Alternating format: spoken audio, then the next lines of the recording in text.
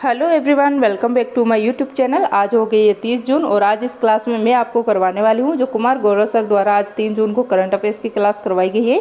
इसका मैं आपको हैंड रिटन नोट्स के माध्यम से रिवीजन करवाऊंगी। इससे आपका टाइम भी बच जाएगा और आपकी पूरी क्लास का रिवीजन भी हो जाएगा। तो चलिए शुरू करते हैं आज की अपनी important class. Question number first है, एडगर रिकेविक्स किस देश के पहले समलैंगिक राष्ट्रपति बने हैं? तो ये बने हैं लातविया के और इससे पहले ये यहाँ के विदेश मंत्री भी रह चुके हैं। हमारे भारत में जैसे संसद है वैसे ही यहाँ पर संसद को विधायिका कहा जाता है और यहाँ की विधायिका का नाम है साइमा। यहाँ पर टोटल 100 सीटें हैं इसमें। जापान की संसद का नाम है डाइट। ये जो लातविया है ये यूक्रेन का प्रबल समर्थन करने वाला देश है। समलैंगिकता अपराध नहीं है, ये नवतेज कौर केस में कहा गया है और इसी के तहत जो है धारा 377 को हटाया गया है जिसमें समलैंगिकता को अपराध बताया गया था। लातविया की राजधानी क्या है? तो यह है रीगा। बाल्टिक देशों में एस्टोनिया आता है, लातविया आता है और लिथुआनिया आता है। इसके डेनिवियाई देशों में नॉर्वे, स्वीडन, डेनमार्क, फिनलैंड और आइसलैंड आता है। इसके बाद देखिए लल्लन टॉप प्रश्न में भारत के नए राष्ट्रपति ये बनी है श्रीमती द्रौपदी मुर्मू जी और ये मयूरभंज ओडिशा की रहने वाली है। इन्होंने जो है यशवंतशिला को हराया था। ऋषि सुनक ये यूके के नए पीएम बने हैं और इनकी पार्टी का नाम है कंजर्वेटिव पार्टी। बेंजामिन नेतन्याहू ये इजराइल के पीएम बने हैं और यहाँ की संसद का नाम है नेसेट। पुष्प कमल दहल प्रचंड ये नेपाल के पीएम हैं। राष्ट्रपति है यहाँ के रामचंद्र पौंडेई। नेक्स्ट है लियो वराडकर ये आइसलैंड के प्रधानमंत्री है। क्रिस हिप्किंस ये न्यूजीलैंड के पीएम बने हैं। लूला डी सिल्वा ये ब्राज़ील के राष्ट्रपति बने हैं और जॉर्जिया मेलोनी ये इटली की पहली महिला प्रधानमंत्री बनी है। फिर देखिए क्वेश्चन नंबर सेकंड, वैश्विक दासता सूचकांक 2023 किसने जारी किया है? अगर आपको ये क्लास पसंद आ रही है तो प्लीज़ इसे लाइक कीजिए, शेयर कीजिए और चैनल पे अभी नए हो तो चैनल को सब्सक्राइब कर लीजिएगा। तो क्वेश्चन नंबर सेकंड है, वैश्विक दासता सूचकांक 2023 किसने जारी की है? तो ये जारी की गई है वॉक फ्री फाउंडेशन द्वारा। ग्लोबल स्लेवरी क्या है? ग्लोबल स्लेवरी इंडेक्स वैश्विक दासता सूचकांक। इसमें जो है आधुनिक दासता के तौर पर अभी जबरन श्रम करवाया जाता है, जैसे बंधुआ मजदूर हो गया, ऋण, मानव तस्करी, इसके तहत ही आधुनिक दासता अभी प्रचलित है। इसके बाद देखिए वर्तमान में जो है 50 मिलियन लोग जो है अभी भी इस जो दासता है इससे ग्रसित है और पिछले 5 सालों में इसमें 25% की वृद्धि हुई है। अभी भी हर 160 में से एक दासता व्यक्ति निकलता है। आगे देखिए मैक्सिमम जो ये दासता पड़ता है ये कहाँ पर है दासता? तो ये है नॉर्थ कोरिया में और इसके बाद आता है इरिट्रिया देश में और सबसे कम कहाँ पे है? 160वें नंबर पे ये स्विट्जरलैंड में है और इसके बाद नॉर्वे के अंदर है। फिर देखिए भारत जो है, भारत की रैंक क्या है इसमें? तो भारत की कोई भी रैंक नहीं है। इसमें यह बताया गया है कि भारत के G20 देश जो G20 में शामिल देश है इसमें सबसे टॉप में इस स्थिति में जो है ये अपना भारत है। मानव तस्करी और बंधुआ मजदूरी इसको रोकने के लिए भारत के संविधान में आर्टिकल 23 है। छुआछूत का अंत ये आर्टिकल 17 के तहत होता है। भारत में दास प्रथा का अंत ये एलन ब्रो ने 1843 में किया था। फिर देखिए लल्लन टॉप प्रश्न में विश्व खुशहाली सूचकांक 2023 ये इसमें रैंक है भारत की 126। ग्लोबल फायर पावर इंडेक्स इसमें भारत की रैंक है 4th और फर्स्ट रैंक पे है इसमें यूएसए, सेकंड पे है रसिया और थर्ड पे इसमें चाइना, 4th पे अपना इंडिया है। चुनावी लोकतंत्र सूचकांक इसमें भारत की रैंक है 108। वैश्विक आतंकवाद सूचकांक 2023 इसमें भारत की रैंक है 13। जलवायु परिवर्तन प्रदर्शन सूचकांक इसमें भारत की रैंक 8th है। इसमें फर्स्ट, सेकंड और थर्ड रैंक पे कोई भी देश नहीं है, ये आप याद रख लेना। लॉजिस्टिक परफॉर्मेंस इंडेक्स इसमें भारत की रैंक है 38 और यूनिकॉर्न के अंदर जो भारत की रैंक है ये है 3री। क्वेश्चन नंबर 3 है, वैश्विक ब्रांड कंसल्टी इंटर ब्रांड की बेस्ट इंडियन ब्रांड्स 2023 की 10वीं रिपोर्ट के अनुसार वर्ष 2023 में शीर्ष भारतीय ब्रांड कौन सी है? तो ये बनी है TCS। ये जो है इसमें पहली बार किसी भारतीय कंपनी की वैल्यू 1 लाख करोड़ प्लस हुई है और इसको जो है पहली बार कब जारी की गई थी ये? तो 2014 के अंदर। सेकंड नंबर पे इसमें TCS के बाद रिलायंस, फिर थर्ड पे है इंफोसिस, 4th पे HDFC और 5 पे इसमें जियो। इलेक्ट्रॉनिक बैंक गारंटी जारी करने वाला फर्स्ट बैंक बना है HDFC बैंक। ये सारी बातें आप याद रख लेना। फिर देखिए लल्लन टॉप प्रश्न में हाइड्रोजन के खोजकर्ता कौन है? तो यह है कैवेंडिश। हाइड्रोजन का परमाणु क्रमांक कितना है? तो 1 है और इसके 3 समस्थानिक होते हैं।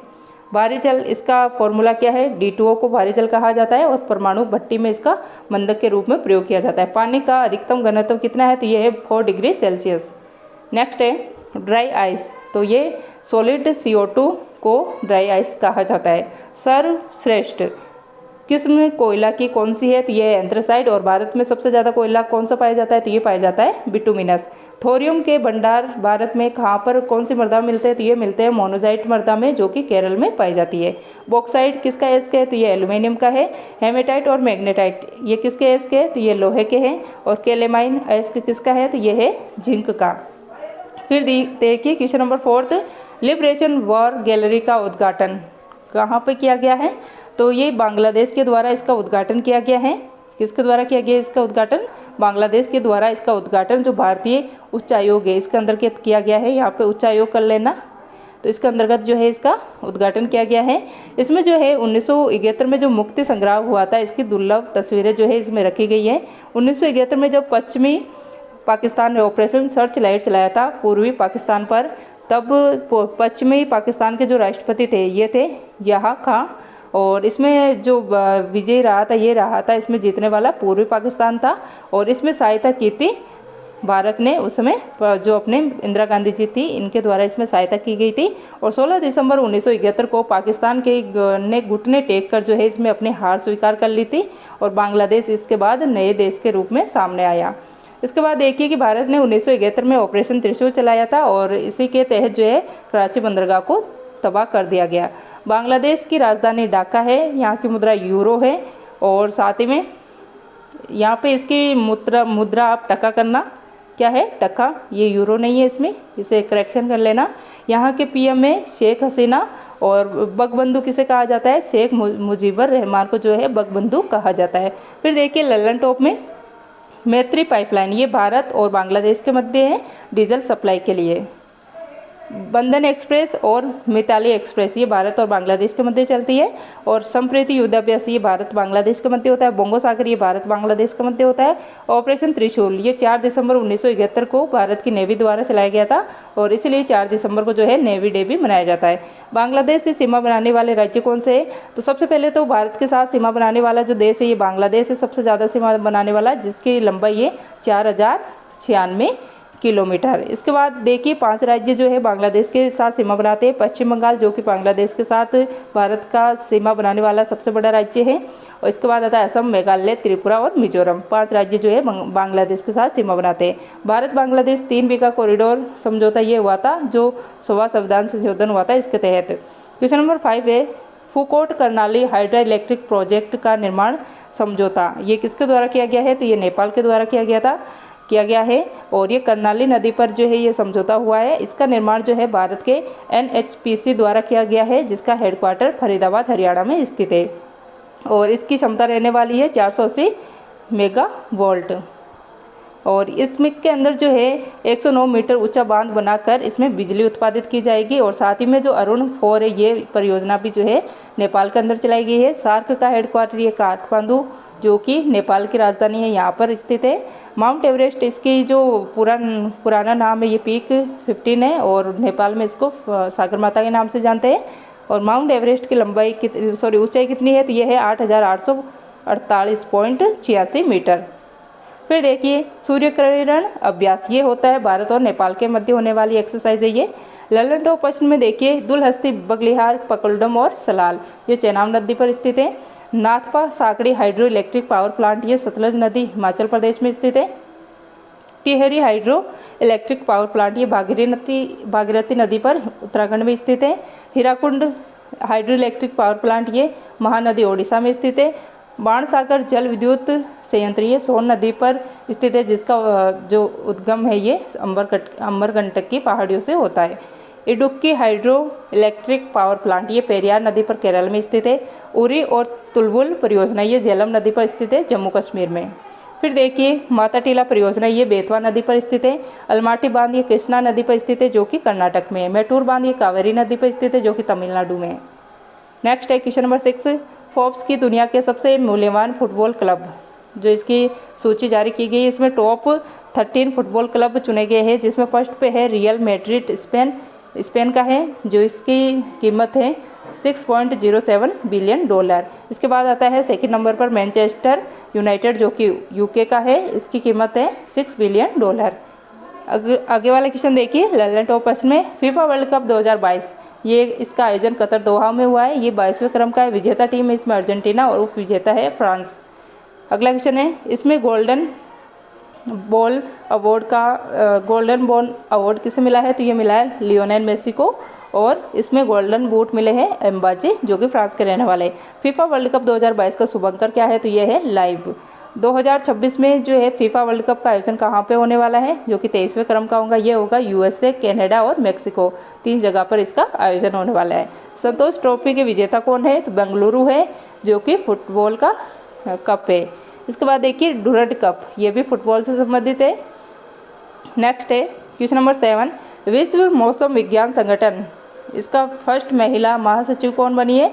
ये बनी है सेलेस्ते साउलो जो कि अर्जेंटीना के रहने वाली हैं। इनका कार्यकाल 4 साल का रहने वाला है। इससे पहले यहाँ पर इस पद पे थे महासचिव, वो थे पेट्री। जो विश्व मौसम विज्ञान संगठन है इसका हेडक्वार्टर जिनेवा स्विट्जरलैंड में स्थित है, और 23 मार्च को ही विश्व मौसम विज्ञान संगठन जो विज्ञान दिवस है ये मनाया जाता है। अर्जेंटीना की राजधानी ब्यूनस आयर्स है, और साउथ अफ्रीका के महाद्वीप में आता है। ये साउथ अफ्रीका महाद्वीप के अंदर आता है अर्जेंटीना। यहाँ पर घास के मैदान को पंपास कहा जाता है। मेरुस्थल यहाँ पर जो स्थित है पेटागोनिया मेरुस्थल स्थित है जो कि ठंडा है, और एंडीज पर्वतमाला जो कि अर्जेंटीना में आती है, इसकी सबसे ऊंची चोटी जो है माउंट एकांगुआ है। ये सारी बातें आप याद रख लेना। फिर आता है लंदन टॉप प्रश्न, तो इसमें आते हैं G20 2023, तो इसका अध्यक्ष कौन है? तो ये भारत है। इसमें भारत की तरफ से शेरपा है अमिताभ कांत। WTO के महासचिव कौन है? तो ये है फर्स्ट महिला महासचिव बनी है नागोजी ओंकाजावेला जो कि नाइजीरिया की रहने वाली है। नेक्स्ट है न्यू डेवलपमेंट बैंक के अध्यक्ष कौन है? तो ये है डिल्मा रोसेफ जो कि ब्राज़ील की रहने वाली है। वर्ल्ड बैंक के अध्यक्ष कौन है? ये अजय बंगा है। UNO के महासचिव कौन है? ये है एंटोनियो गुटारेक्स जो कि पुर्तगाल के रहने वाले हैं। क्वेश्चन नंबर 8 है नशे के खिलाफ OPS क्लीन अभियान, ये कहाँ की पुलिस के द्वारा चलाई गई है? कौन से राज्य की? तो ये पंजाब पुलिस के द्वारा इसको चलाया गया है। इसका उद्देश्य है कि पंजाब को नशा मुक्त करना, क्योंकि यहाँ पे ड्रग्स जो है इसकी तस्करी सबसे ज़्यादा होती है। और यहाँ के CM है भगवंत मान। यहाँ पे विधानसभा सीटों की संख्या 117 है, और यहीं पे जो है एक विधायक एक पेंशन योजना चलाई गई है। लंदन टॉप प्रश्न में देखिए ऑपरेशन गंगा, ये चलाया गया है यूक्रेन में। ऑपरेशन दोस्त, ये तुर्की और जो सीरिया में भूकंप आया था, तो यहाँ पे मदद करने के लिए भारत के द्वारा ऑपरेशन दोस्त चलाया गया है। फिर आता है ऑपरेशन कावेरी, तो ये सूडान के अंदर चलाया गया है। ऑपरेशन देवी शक्ति ये अफगानिस्तान के अंदर। ऑपरेशन करुणा ये म्यांमार के अंदर। नेक्स्ट है क्वेश्चन नंबर 9, जूनियर एशियाई हॉकी कप पुरुष विजेता कौन है? तो इसके पुरुष विजेता कौन है? तो ये है भारत, और ये 4थी बार इसकी विजेता बनी है, ये भी याद रखना। उप विजेता है इसमें पाकिस्तान। इसके बाद आता है कि इसका आयोजन ओमान में हुआ है। फर्स्ट बार ये खेला गया था 1998 के अंदर, तब पाकिस्तान इसमें विजेता बना था। फिर देखिए लंदन टॉप प्रश्न, अंडर 19 महिला T20 वर्ल्ड कप, इसका आयोजन कहाँ पे हुआ है? तो इसका आयोजन हुआ है साउथ अफ्रीका में, और इसका आयोजन इस बार पहली बार ही हुआ है। विजेता है इसमें भारत, और उप विजेता है इसमें इंग्लैंड। नेक्स्ट है पुरुष T20 वर्ल्ड कप 2023, इसमें विजेता है इंग्लैंड और उप विजेता है पाकिस्तान। IPL 2023 विजेता टीम में इसमें चेन्नई सुपर किंग्स, और उप विजेता है इसमें गुजरात टाइटंस। और 5वीं बार जो है इसमें CSK विजेता बनी है, चेन्नई सुपर किंग्स, और इसके अलावा 5 बार ही मुंबई इंडियंस भी इसमें विजेता बन चुकी है। ये इस बार 2023 में इसका 16वां संस्करण था, और इसमें कुल टीमों की संख्या 10 है। ऑरेंज कैप मिला है शुभ मंगिल को, जिन्होंने सबसे ज़्यादा रन बनाए हैं 890। पर्पल कैप मिला है मोहम्मद शमी को, जिन्होंने सबसे ज़्यादा विकेट लिए 28 विकेट। इमर्जिंग प्लेयर ये यशस्वी जायसवाल को चुना गया है, जो कि राजस्थान रॉयल्स के प्लेयर हैं। फेयर प्ले अवार्ड ये दिल्ली कैपिटल्स को दिया गया है। नेक्स्ट है महिला प्रीमियर लीग विजेता, ये मुंबई इंडियंस बनी है, और इसके अंदर टोटल टीमों की संख्या 5 है। कप्तान है इसकी हरमनप्रीत कौर मुंबई इंडियंस की, और ये सबसे महंगी खिलाड़ी जो है इसमें स्मृति मंदाना थी, जिसको RCB ने खरीदा था। और ये जो है इसका आयोजन पहली बार कराया गया है महिला प्रीमियर लीग का, ये भी आप याद रख लेना। क्वेश्चन नंबर 10 है Steel Authority of India Limited SAIL, इसके अध्यक्ष कौन नियुक्त हुए हैं? तो ये हुए अमरेंदु प्रकाश। कौन हुए हैं? अमरेंदु प्रकाश। भारत में 12 महारत्न कंपनियां हैं, जिसमें से एक है सेल, ये भी आप याद रख लेना। और इसमें 12वीं जो कंपनी इसमें महारत्न कंपनी बनी है वो बनी है REC सेल। इसकी स्थापना की गई थी 1954 के अंदर। और इसका जो ये जो कंपनी है ये स्टील निर्माण में सबसे बड़ी कंपनी है भारत के अंदर। इसका हेडक्वार्टर दिल्ली में स्थित है। आगे देखिए, और इसी के द्वारा जो है ये स्टील प्लांट स्थापित किए गए हैं, जिसमें आता है बोकारो स्टील प्लांट जो कि झारखंड में स्थित है, या राउरकेला ये ओडिशा में स्थित है, जर्मनी के द्वारा इसको स्थापित किया गया है। इसके बाद है दुर्गापुरा जो कि वेस्ट बंगाल में आता है, ये यूके की सहायता से इसको स्थापित किया गया है। सलेम ये तमिलनाडु में पड़ता है। विश्वेश्वरैया ये कर्नाटक में पड़ता है। भिलाई छत्तीसगढ़ में पड़ता है। सोवियत संघ की सहायता से इसको स्थापित किया गया है। और इसमें स्पेशल याद रखिए कि जो 3rd पंचवर्षीय योजना है इसमें ओनली बोकारो स्टील प्लांट का जो है इसमें स्थापना हुई थी। बाकी जो राउरकेला, भिलाई और दुर्गापुरा है इनका स्थापना जो है 2nd पंचवर्षीय योजना में की गई थी। ये जो 2nd पंचवर्षीय योजना है ये महालनोबिस मॉडल पे आधारित है और ये 1956 से 61 तक चली थी ये योजना 5 साल के लिए। लैलन टॉप में देखिए इसरो का हेडक्वार्टर कहाँ पे है और कहाँ पर इसकी स्थापना हुई थी। तो इसरो की स्थापना हुई थी 15 अगस्त 1969 को और सोमनाथ इसके अभी वर्तमान में हेड है, बेंगलुरु में इसका हेडक्वार्टर है। DRDO इसकी स्थापना हुई थी 1 जनवरी 1958 को, समीर कामत इसके हेड है। अभी सेबी की स्थापना 1988 में 1992 के एक्ट द्वारा की गई थी और अभी इसकी हेड है माधवीपुरी बुच। नेक्स्ट है BCCI, इसके हेड है रोजर बिन्नी और हेडक्वार्टर है इसका मुंबई में। RBI की स्थापना 1 अप्रैल 1935 को की गई थी 1934 के एक्ट द्वारा और इसका राष्ट्रीयकरण 1949 में 1 जनवरी 1949 में हुआ था। मुंबई में इसका हेडक्वार्टर स्थित है और शक्तिकांत दास अभी वर्तमान में इसके गवर्नर हैं। नीति आयोग की स्थापना 1 जनवरी 2015 को हुई थी और यहाँ पर जो है अध्यक्ष PM होता है और सुमन बहरी इसके अभी वर्तमान में उपाध्यक्ष है और यहाँ के अभी CM है BVR सुब्रमण्यम। ये सारी बातें आप याद रख लेना। क्वेश्चन नंबर 11 है, एशिया में पहली बार भारत ने हेलीकॉप्टर उड़ान के लिए जुहू से पुणे के बीच नेविगेशन तकनीक गगन का किया प्रयोग। तो ये थी आज की अपनी क्लास। आई होप आपको ये क्लास पसंद आई होगी। तो क्लास पसंद आई तो प्लीज़ इसे लाइक शेयर कमेंट जरूर कीजिएगा और चैनल पे अभी नए हो तो चैनल को सब्सक्राइब करके बेल आइकन को प्रेस कर लीजिएगा। क्लास देखने के लिए थैंक यू।